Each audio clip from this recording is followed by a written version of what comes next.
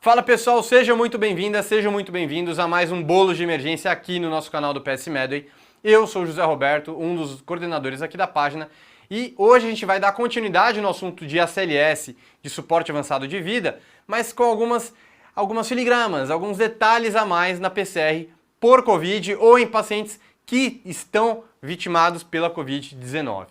Muito importante da gente relembrar esses detalhes, mesmo a pandemia ainda tendo passado, mesmo tendo melhorado, porque isso pode voltar, pode ocorrer outras pandemias e alguns conceitos são bem legais para a gente discutir, porque é um quadro respiratório transmissível, né? Então isso aí pode acontecer em outras doenças que não só a Covid, e talvez esses ensinamentos aqui possam ser úteis para outras doenças também, tá?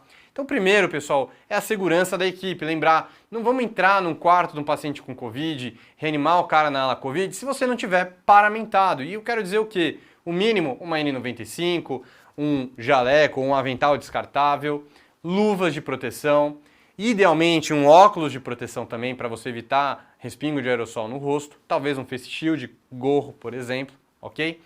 Mas sempre evitar de entrar, prestar assistência ao paciente se você não está paramentado adequadamente para evitar transmissão de aerossol. Não só para a Covid, mas para todos os pacientes que a gente reanima, temos que sempre pensar, internamente, refletir se a RCP ela vai ser apropriada.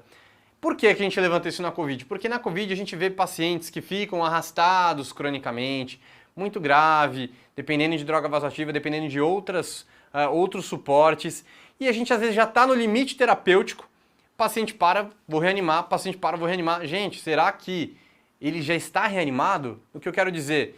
Vamos supor um caso que o paciente está mantendo uma acidose metabólica refratária, hiperlactatemia, instabilidade hemodinâmica, chocado, mesmo com nora, vaso, dobuta, tudo no talo, e mesmo assim é um paciente que só está subindo droga, só está descendo a ladeira, e se ele parar, o que eu vou ofertar a mais para ele? Vou fazer uma adrenalina na veia dele, que vai fazer ele ter um retorno à circulação espontânea talvez mais precoce? Mas e a parte neurológica? Como é que esse doente vai ficar? Então, muitas coisas a gente tem que sempre ponderar. Isso foi levantado nesse paper por conta da Covid, mas em todas as RCPs sempre é válido você pensar se é proporcional você reanimar ou não.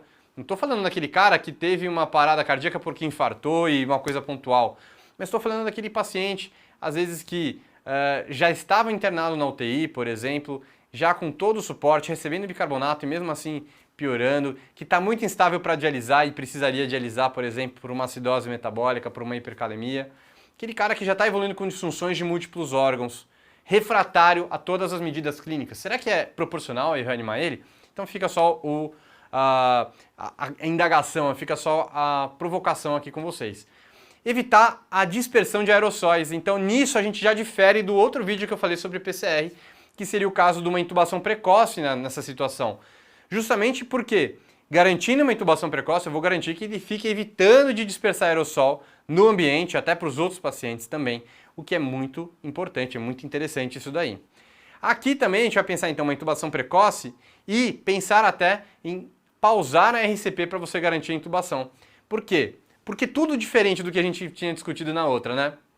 Entendo que a RCP de qualidade faz parte, porém, você garantir isso já de cara, você garante que não vai dispersar aerossóis, porque você vai ter o tubo, evitando ali um tubo, uma viária definitiva, evitando que saia aerossol para além do tubo. Então é muito interessante isso. Se a gente pausa a RCP, pelo menos eu paro, né? Porque só de você reanimar o paciente, você vai gerar um volume corrente, você vai gerar uma troca gasosa, você vai gerar aerossol. Então, pausa a RCP, passa o tubo precocemente, intuba o paciente, já liga no ventilador. Alguns ventiladores, alguns aparelhos já têm o modo para tocar junto com a parada cardíaca, tá? Não tem estresse em relação a isso.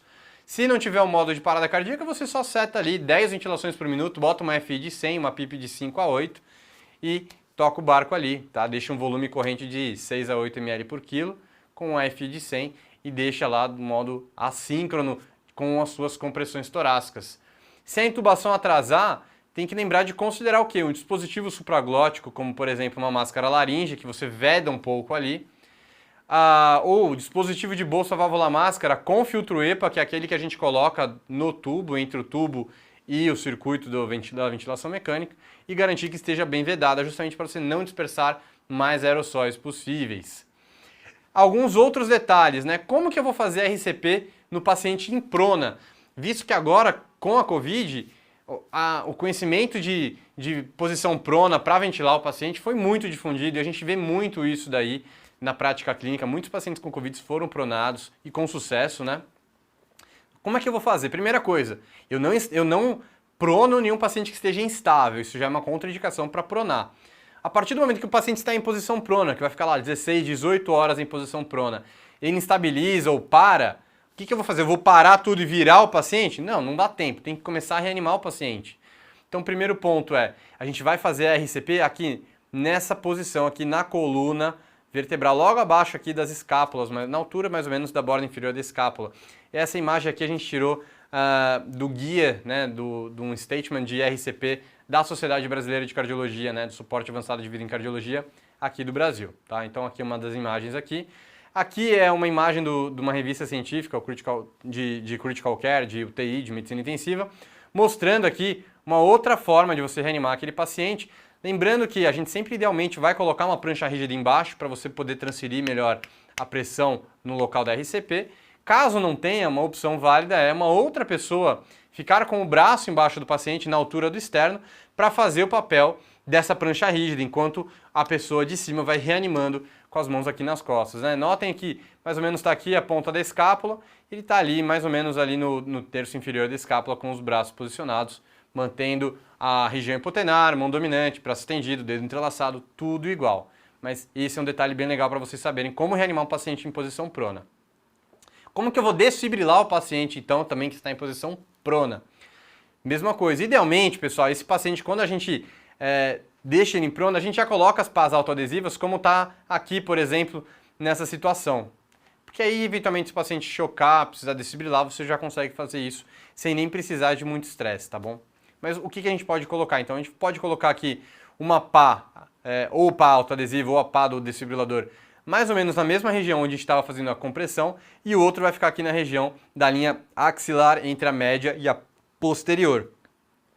Tá? Também, mesma coisa, a gente vai acabar fazendo aqui no lado esquerdo do paciente, para você fazer a corrente entre esses dois pontos. Nada demais também. Mesma coisa aqui, pessoal, paciente em prona, a gente colocou, aqui está um pouquinho mais acima, está bem na região da escápula e outro mais aqui na região da linha axilar média, mas de qualquer forma a gente vai fazer a desfibrilação com o paciente assim. E muito mais confortável fazer com as pás autoadesivas, mas se a gente não conseguir, não tiver pá autoadesivo, porque é um custo caro, as pás do desfibrilador. Então, as mesmas posições praticamente, tá? Então, em vez de ser infraclavicular, eu vou fazer mais ou menos escapular. E aqui, então, em inframamário, né, região de apical, eu vou fazer mais ou menos na linha axilar média ou posterior. Show? No mais, o que eu queria falar era isso. Espero que vocês tenham gostado. Se você gostou, não deixe de dar like aqui no vídeo. Aproveita para compartilhar esses detalhes, que eu tenho certeza que a maioria dos seus amigos não sabem todos esses detalhes dessa atualização sobre o Covid. E se você gostou, gosta de emergência e curtiu esses vídeos, não deixe de se inscrever aqui no canal, a clicar no sininho para ativar a notificação, para não perder nenhuma das aulas que a gente fala. Falando em aulas, se você quiser ir além e conhecer um curso de medicina de emergência muito bom, muito completo, tem aqui do PS Medway para vocês, que é o nosso curso de medicina de emergência aqui da Medway. Mais de 90 horas de curso, mais do que 134 aulas que você tenho certeza que você vai aproveitar demais e sair dominando a sala de emergência depois desse curso. Quem quiser, tá aqui o QR Code, o link também tá na descrição. O meu muito obrigado e eu vejo vocês na próxima. Valeu!